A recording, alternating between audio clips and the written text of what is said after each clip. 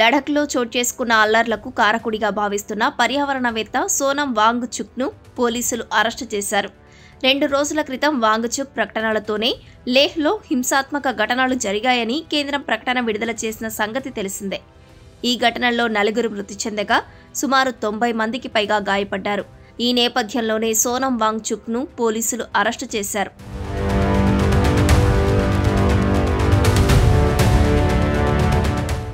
లడఖ్లో కొంతకాలంగా రాష్ట్ర హోదా కోసం జరుగుతున్న ఆందోళనలు హింసాత్మకంగా మారిన సంగతి తెలిసిందే. కేంద్ర ప్రభుత్వ ప్రత్యక్ష పాలనను అక్కడి ప్రజలు 3 ఏళ్లుగా నిర్వహిస్తున్నారు. తమ భూమి, సంస్కృతి, వనరుల పరిరక్షణ కోసం రాజ్యాంగ భద్రత ఉండాలని కోరుతున్నారు. ఇందులో భాగంగానే రాష్ట్ర హోదా కోసం పర్యావరణ ఉద్యమకారుడు సోనం వాంగ్చుక్ 2 వారాలుగా లేహ్లో నిరాహార దీక్ష చేస్తున్నారు. లడఖ్ను 6వ షెడ్యూల్ కింద చేర్చాలని ఆయన డిమాండ్ చేస్తున్నారు.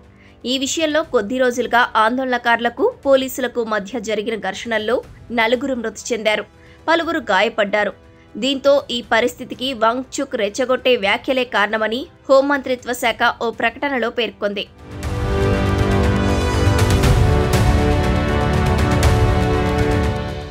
ఇరవై 24 గంటలు తిరగకముందే ఆయనకు చెందిన స్వచ్ఛంద సంస్థ the students educational and cultural movement of లడఖ్పై చర్యలు చేపట్టింది.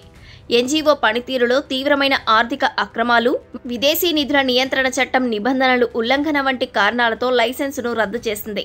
కాగా హోంమంత్రిత్వ శాఖ లడఖ్ ఆందోళనకు మూల కారణంగా తన పేరు ప్రస్తావించడాన్ని గురువారం వాంగ్చుక్ తప్పుబట్టారు. అసలు సమస్యను పక్కన పెట్టి తనను బలిపశువును చేశారని ఆరోపించారు. ఇది ఎంతమాత్రం తెలివైన నిర్ణయం కాదన్నారు. ఈ నేపథ్యంలో ఆయన్ను అరెస్టు చేయడం గమనార్హం. మరోవైపు వాంగ్చుక్ అరెస్టును పలువురు వ్యతిరేకిస్తున్నారు. ఉద్దేశపూర్వకంగా ఆయన్ని అరెస్టు చేశారని ఆరోపిస్తున్నారు.